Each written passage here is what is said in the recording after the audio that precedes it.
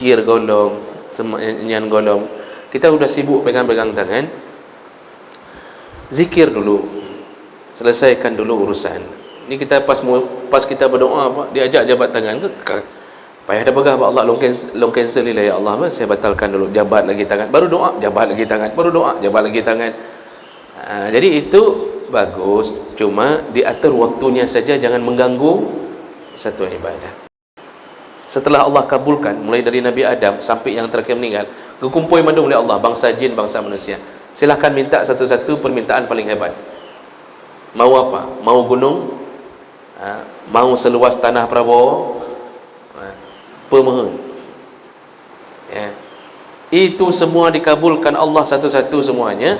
Setelah dikabulkan, yang keluar dari sisi Allah, dari kekayaan Allah. Assalamualaikum warahmatullahi wabarakatuh. Banyak sekali pertanyaan jamaah, Ustadz kasih kami channel untuk kajian anak-anak muda. Di antara anak muda berasal dari Aceh, luar biasa, channelnya Maulizul Akbar Nak. Tonton, subscribe, like, share, komen. Assalamualaikum warahmatullahi wabarakatuh.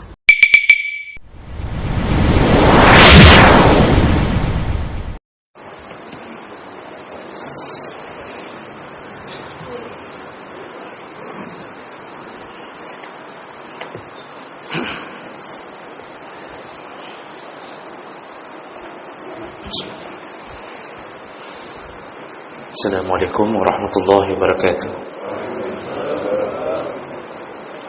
Innal hamdalillah nasta'inuhu wa nastaghfiruh wa na'udzu bihi min shururi anfusina wa min sayyiati a'malina. Man yahdihillahu fala mudilla lahu wa man yudlil fala hadiya lahu. Asyhadu an la ilaha illallah wahdahu la syarika lahu wa asyhadu anna Muhammadan 'abduhu wa rasuluhul karim.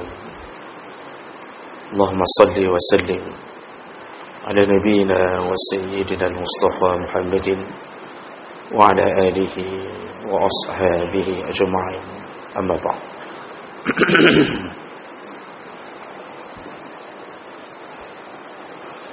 Rabbi shrah li sadri wa yassir li amri wahlul 'uqdatam min lisani yafqahu qawli.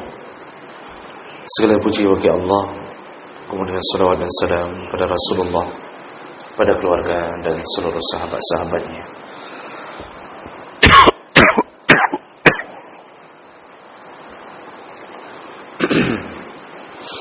Ya Allah muliakan insyaAllah bapak-bapak dan ibu-ibu jamaah salat subuh,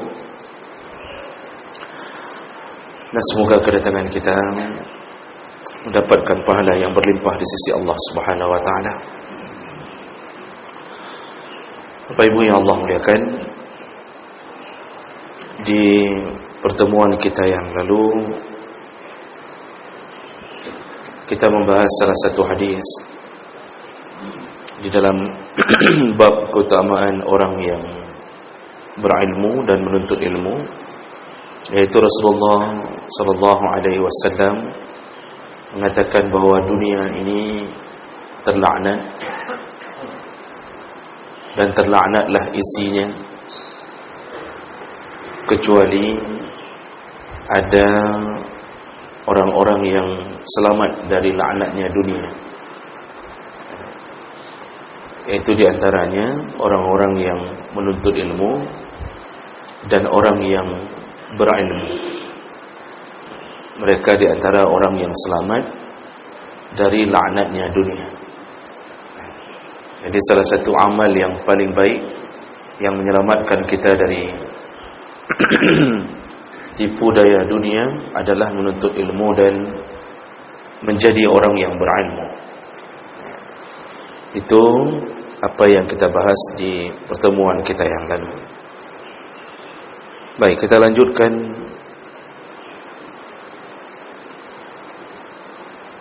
Kita lanjutkan hadis masih di dalam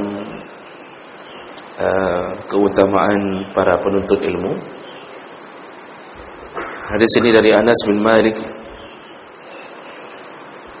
dari hadis dari Abi Umamah radhiyallahu anhu, anin Nabi sallallahu alaihi wasallam qala, Rasulullah sallallahu alaihi wasallam berkata, Man ghada ilal masjid, barang siapa yang menuju ke masjid. Ghada, yaghdu, itu maksudnya di pagi hari. Barang siapa yang menuju ke masjid di pagi hari, la yuridu illa ayyata'allama khairan, yang tujuan perginya tidak ada lain kecuali untuk menuntut ilmu yang baik. Yata'allama khairan, menuntut ilmu yang baik. Atau yu'allimuhu, atau mengajarkan ilmu yang baik. Kana lahu ka'ajri haji tammah hijjatuhu, maka dia mendapatkan pahala seperti orang-orang yang melakukan haji dan umrah dengan sempurna. Hadis dengan derajat yang sahih. Dalam riwayat yang lain ditambahkan oleh Nabi, wa man raha ilal masjid, begitu juga yang pergi ke masjid.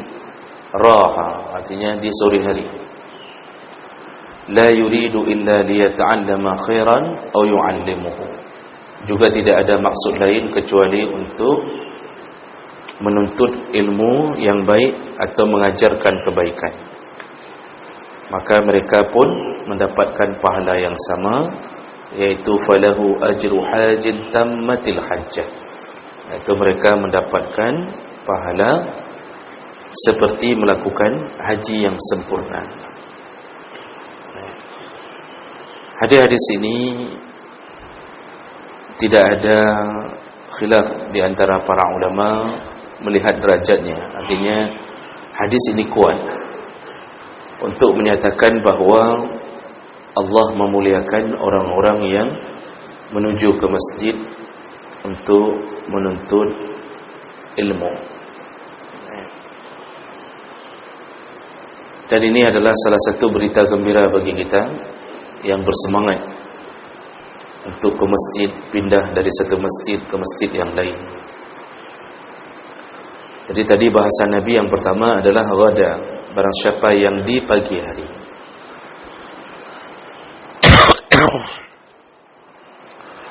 Pagi hari itu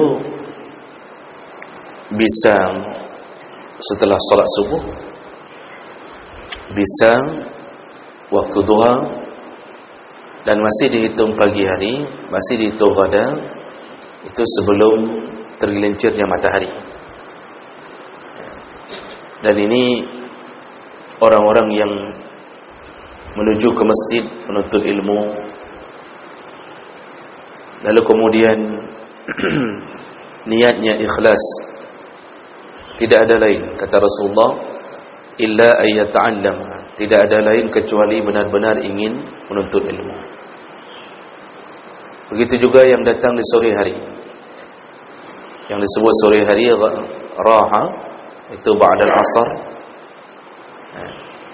ba'dal maghrib, masih dalam kategori raha, belum masuk disebut dengan malam.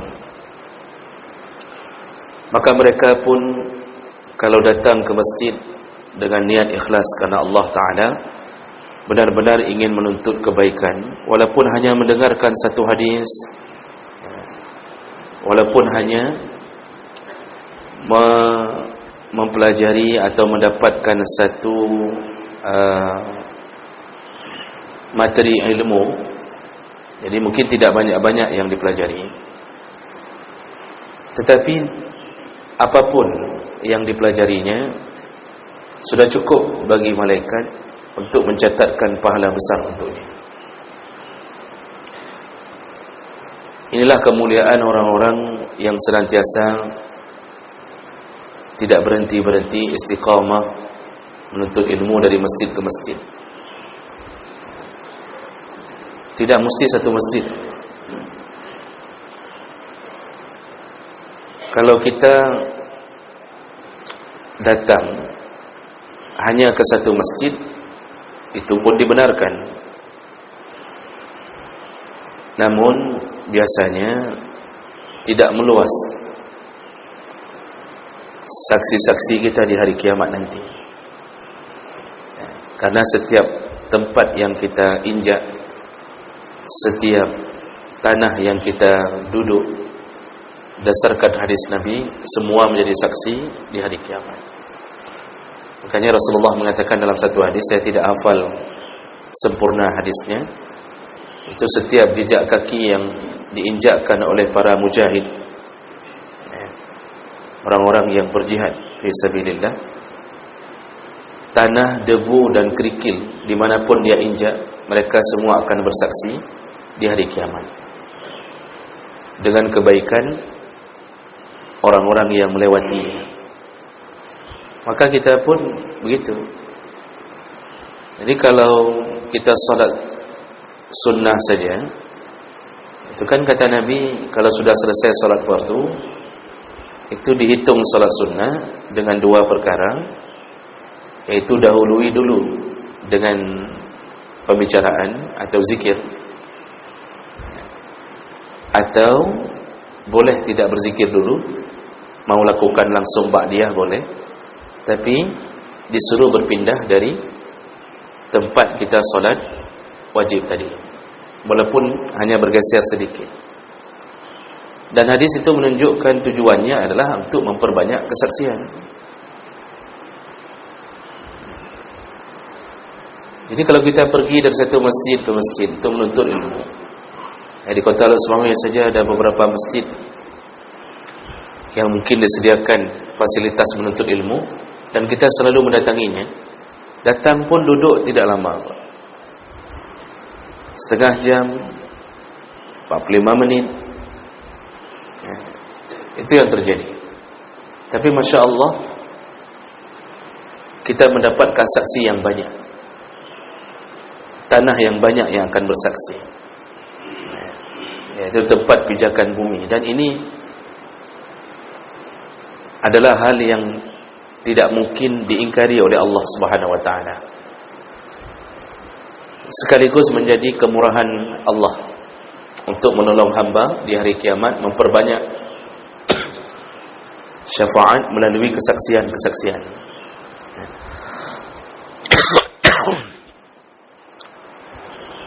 Jadi Bapak Ibu yang Allah muliakan, ini kelebihan kalau orang banyak menuntut ilmu dari masjid ke masjid. Yang kedua, dia mendapatkan teman yang banyak, dia mendapatkan orang yang banyak, sesama mukmin. Pergi masjid ini banyak kenal sesama mukmin, pergi ke masjid lain banyak kenal sesama mukmin. Dan ini nanti akan menimbulkan pahala-pahala baru. Senyuman, kita ketemu sama orang senyum dengan orang-orang yang berbeda. Ini sunnah Nabi sallallahu alaihi wasallam. Nabi itu kalau mau salat hari raya, kata sahabat mengisahkan tentang Nabi ini, beliau mengatakan bahwa beliau pergi dari jalan yang satu, pulang dari jalan yang berbeda. Tujuannya ternyata hanya untuk bertemu dengan mukmin yang berbeda. Dan ketika kita senyum dengan mukmin yang berbeda, maka pahala senyuman pun meluas. Kita dapat pahala dengan banyak sekali tempat orang. Rasulullah mengatakan, la tahqiranna minal ma'ruf syai'an. Jangan engkau menganggap remeh kebaikan yang engkau buat. Artinya jangan kira kebaikan kecil engkau anggap remeh sehingga engkau tidak melakukannya. Wa in kana talaqa wajhun taliq, walaupun itu hanya wajahmu yang engkau buat dengan model apa, dengan wajah gembira, gara-gara bertemu dengan temanmu. Wa in talqa akhaka biwajhin taliq, jangan anggap remeh amalmu walaupun engkau hanya tersenyum, mengubah wajah ketika bertemu dengan saudara. Ternyata itu amal saleh, kata Nabi. Kita dari rumah Pak, kena angin di jalan, muka kita mukroong. Ya, pas jalan itu kan banyak orang mukroong mukanya, karena kena angin. Ya, dia harus fokus ke jalan. Tapi begitu bertemu dengan mukmin, kita yang wajah kita yang tadi dalam keadaan mukroong itu, cemberut itu, langsung kita rubah. Langsung kita paksa senyum. Langsung Assalamualaikum, Waalaikumsalam, langsung kita senyum. Bisa jadi dari tengah jalan kita udah maksa-maksa senyum. Kita klakson atau diklakson orang yang kenal, kita senyum. Habis senyum itu, kita berubah lagi, mukroong lagi. Jadi hanya senyum untuk membahagiakan saudara kita. Masya Allah, kata Nabi, jangan engkau anggap remeh. Itulah pahala-pahala. Itu baru satu. Sampai ke masjid, memberi salam, Assalamualaikum, berjabat tangan. Jabat tangan itu apa? Sunnah. Kata Rasulullah, yang berjabat tangan dengan sesama mukmin, maka berguguranlah dosa selama tangan itu belum dilepaskan. Jadi jangan sampai enggak lepas-lepas. Jadi waktu tamat jaro tu saudara itu Assalamualaikum, Waalaikumsalam, apa kabar, sehat? Ini kata Rasulullah, gugur dosa. Salaman itu dibolehkan kapanpun, dimanapun, tidak terbatas oleh waktu. Maka begitu kita membatasi dengan waktu bahwa ada salaman yang bid'ah, maka harus menghadirkan dalil. Maka kalau saya ditanya orang, apa hukumnya salaman setelah solat? Memang tidak ada dalil khusus yang menyuruh salaman setelah solat. Tidak ada. Tetapi tidak ada juga dalil yang melarangnya. Sedangkan dalil umum itu berjabat tangan adalah sunnah, dalil umumnya. Maka untuk mengatakan bahawa jabat tangan setelah solat itu bid'ah, harus ada dalil khusus. Silakan hadirkan dalil khusus mana larang. Mana dalil khusus yang melarang berjabat tangan setelah solat? Kalau ada, baru kita haramkan berjabat tangan setelah solat. Kalau tidak ada, tetap berpegang pada dalil umum. Cuma jangan sibukkan diri dengan mak-mak jaro sabi alis mayang, zikir golong, semanyan golong. Kita sudah sibuk pegang-pegang tangan. Zikir dulu, selesaikan dulu urusan. Ini kita pas kita berdoa, diajak jabat tangan, payah dah begah, Allah long cancel ni lah, ya Allah, saya batalkan dulu, jabat lagi tangan, baru doa, jabat lagi tangan, baru doa, jabat lagi tangan. Jadi itu bagus, cuma diatur waktunya saja, jangan mengganggu satu ibadah. Jadi ini kelebihan datang ke masjid yang ramai. Kita jabat tangan banyak orang, ketemu, senyum, itu sudah Masya Allah, pahala luar biasa. Dan nanti ketika kita sudah banyak berkenalan dengan sesama mukmin, ketika nama kita diumumkan, didahului dengan kalimat inna lillahi wa inna ilaihi raji'un, maka orang-orang akan mengingat kita, orang-orang akan menyebutkan nama kita, itu jamaah kita. Artinya jamaah di masjid bersama kita. Itu orang yang selalu ikut SMS, GPS, kami ngai pokoknya. Pada sabi sajan katanya. Selalu bersama kita. Ya. Jadi dikenang orang nama kita, disebut kebaikan kita. Lalu mereka datang mensolatkan jenazah kita. Dia usahakan datang jemaah kita. Di masjid ini juga jemaah kita. Masjid sana juga itu jemaah kita. Ya. Mereka mensolatkan jenazah kita. Apa kata Nabi? 40 orang yang mensolatkan jenazah. Tidak seorang pun di antara 40 itu yang syirik. Yang syirik, bukan orang syirik, baik syirik yang bentuknya kafir, ya, atau syirik dia mukmin tapi syirik, seperti mendatangi dukun. Jadi tidak ada orang itu. 40 orang ini semua selamat dari kesyirikan, bukan orang yang pakai jimat. Apa kata Rasulullah? Dengan kehadiran 40 orang ini, salat mereka ikhlas karena Allah, maka diampunkanlah dosa-dosa jenazah ini. Apalagi melebihi 40 orang, dalam hadis yang lain 100 orang. Nah ini Belum lagi dipuji-puji oleh sesama mukmin gara-gara sering hadir di masjid. Jadi dikatakan tadi ini orang baik. Beliau gerd, masalah kita ribut dengan isteri di rumah, itu biasa.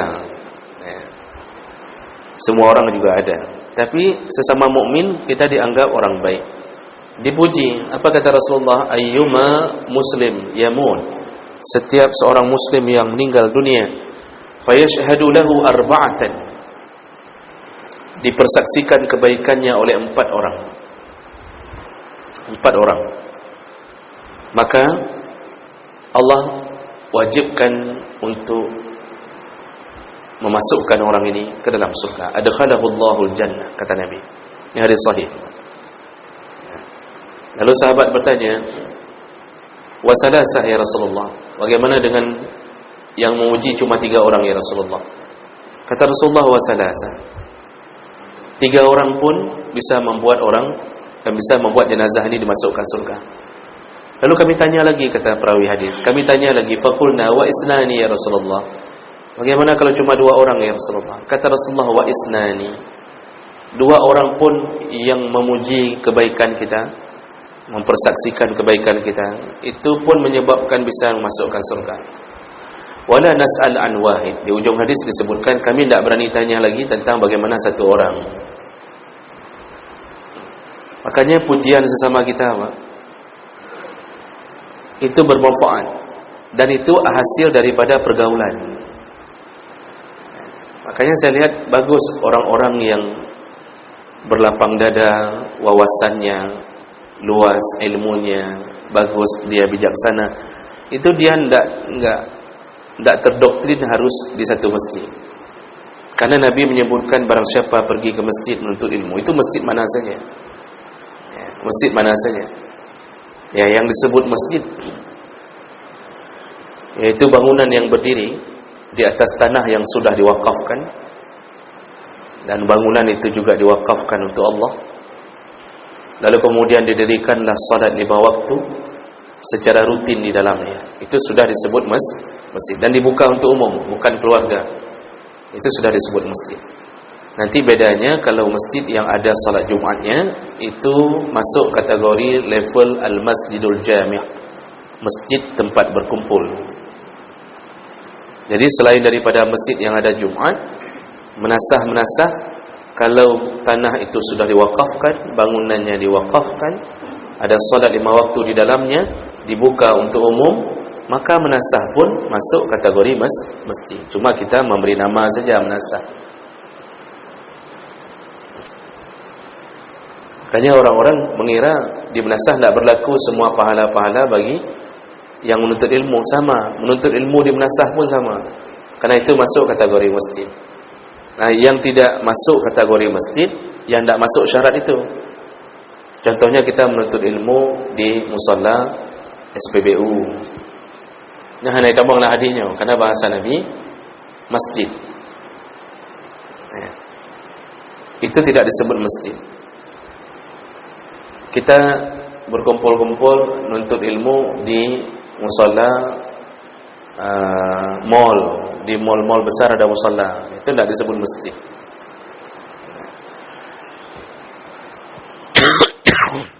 Nah, inilah kemuliaan orang-orang yang menuntut ilmu di masjid sekaligus yang mengajarkannya. Nah, jadi yang menuntut dapat pahala, yang mengajarkan pun dapat pahala. Berapa besar pahalanya? Rasulullah tadi mengatakan apa? Kana lahu ka'ajri. Dia mendapatkan pahala seperti, ka itu, kaf itu untuk mengatakan seperti pahalanya orang-orang yang berhaji sempurna. Jadi Allah ingin bilang, orang yang pulang haji itu pahalanya kan besar-besar, terutama kalau dia mabrur. Pahala haji yang sempurna itu mabrur, bahkan surga. Kata Rasulullah, al-hajjul mabrur laisa lahu jaza' illa al-jannah. Haji mabrur itu tidak ada yang lebih pantas diberikan Allah kecuali surga. Tapi syaratnya mabrur. Orang mabrur itu bukan mengatakan dirinya mabrur. Lihat ciri-ciri dari mulai berangkat sampai pulang. Jadi berangkat dengan uang halal, bukan dengan uang bunga hasil deposito. Lalu kemudian selama di haji dia baik, tidak melakukan sesuatu yang diharamkan Allah, tidak melanggar sesuatu yang telah dilarang dalam ihram. Waktu pulang ibadahnya makin bagus. Itu haji mabrur. Ya, waktu pulang ibadahnya semakin bagus. Yang dulu tidak berjamaah, haji kata beda-beda berdipek dalam masjid. Sebelum haji jarang berjamaah. Pulang haji sudah alhamdulillah Allah buka pintu, dia selalu berjamaah. Jadi ibadahnya meningkat, semakin bagus. Ibadah sunnahnya juga begitu. Al-Quran mulai dibaca dengan baik setiap malam rutin. Ini kalau seandainya pulang haji pun tak nampak di masjid, bagaimana boleh disebut mabrur? Saya sering mengatakan di mana-mana, kalau seandainya semua mabrur, tak cukup masjid untuk menampung Pak Haji saja. Dari Lok Semawai berapa orang sekali berangkat? Pada wartuh roh 3 berangkat dari Lok Semawai. Wartuh 50 roh. Pulang mereka satu periode 1 tahun pulang nih haji mabrur. Seandainya 250-nya mabrur, ini pulang sudah ada 250 orang yang menyebar di masjid Lok Semawai saja. Contoh, pulang tahun depan 250,000 lagi. Mana betunkah 1 juta roh yang mabrur? Seharusnya hansip masjid untuk haji. Tak cukup saf-saf masjid untuk Pak Haji, tak cukup. Tapi yang hari ini tetap salat subuh 1 saf, paling banyak 2 saf. Waktu kita lihat banyak yang belum berhaji yang hadir di masjid. Yang haji-haji kepada tengah rumah. Lalu selalu mengatakan insya-Allah mabrur, insya-Allah mabrur, amin ya Allah mabrur, pasang status dalam semoga engkau terima haji kami ya Allah. Bagaimana diterima haji? Sedangkan mabrur itu dia punya tanda. Nanti tanda berikutnya adalah sudah suka memberi makan, itu amut'am, suka memberi makan, artinya sudah dermawan. Dulu kredit luar biasa, pulang haji sudah dermawan. Kalau panen buah-buahan depan rumah, itu sudah mulai berbagi. Tidak lagi disalup-salup dengan plastik sampai busuk di dalam. Sudah mulai dia panggil anak yatim, nak sini nak, ni ada buah gelima ni, makanlah. Ni ada ini, makanlah. Dia sudah mulai berbagi. Di masjid pun dia mulai berbagi. Kalau duduk di kedai kopi, dia sudah mulai traktir. Dulu kita selalu traktir dia. Berubah, terjadi perubahan psikologi menuju kebaikan. Nya mabrur. Menyawa haji makin kredit dekat ke hadam kah? Wah haji bertambah kredit. Dulu kita yang traktir dia.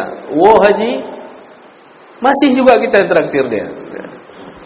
Ini sifat ini menunjukkan siapa kita. Nah, jadi jemaah melakukan Allah, pahala haji itu besar sekali karena penuh dengan perjuangan.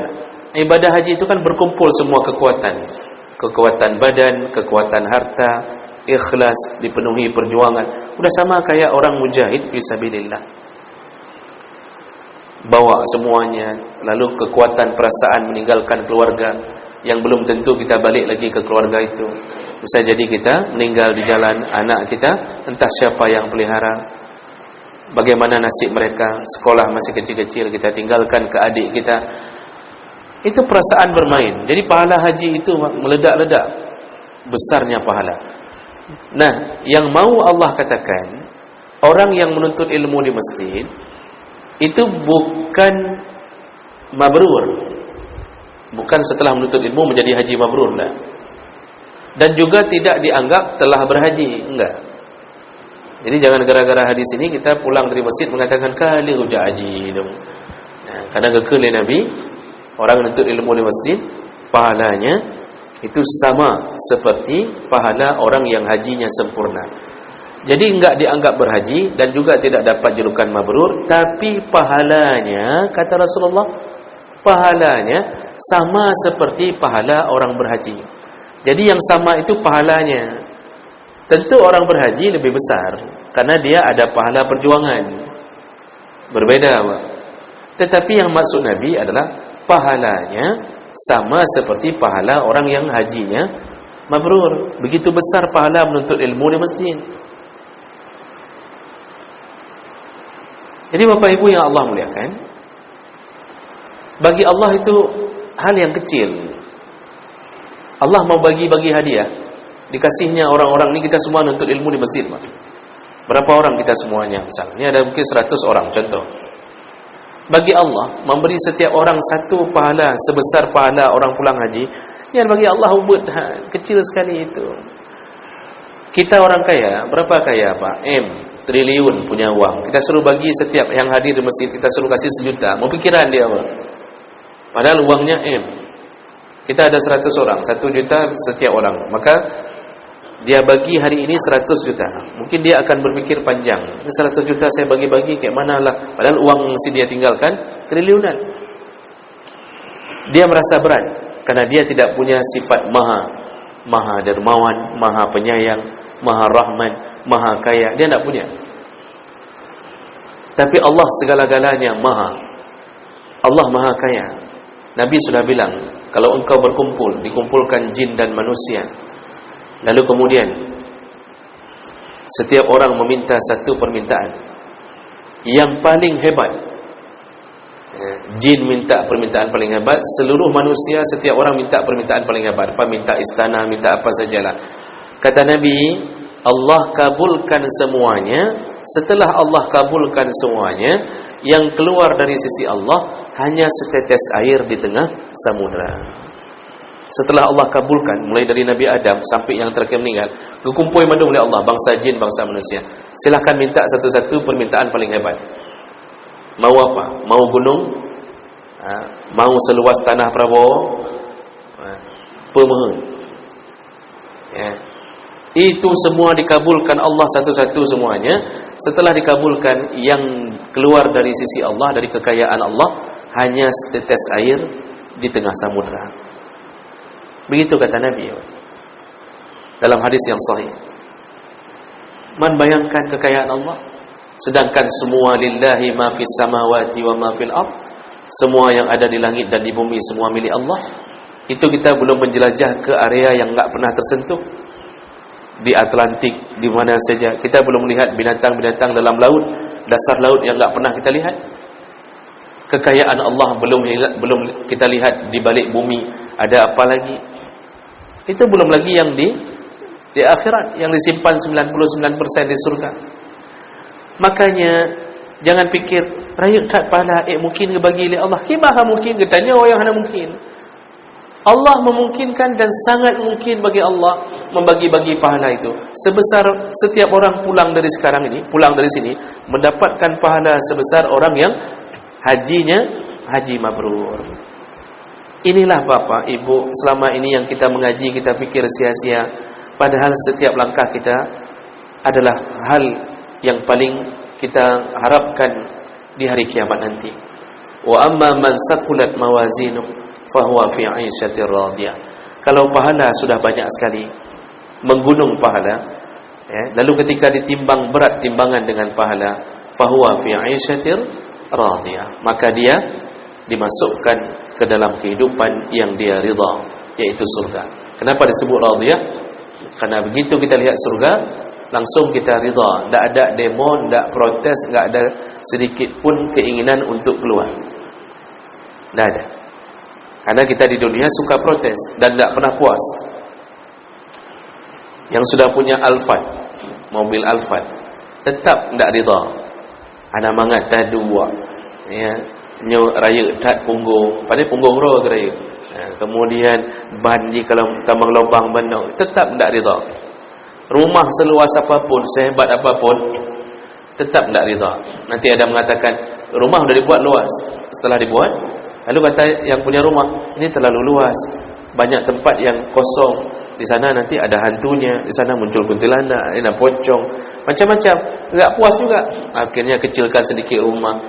Yang sudah pakai cat enggak puas, harus pakai cat ini. Tidak bisa. Begitu masuk surga, radiyah.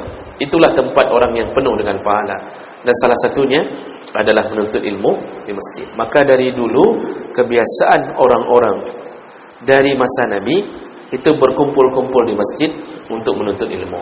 Ulama-ulama dulu Pak, itu mengajar di masjid. Maka disebutlah di sudut-sudut masjid.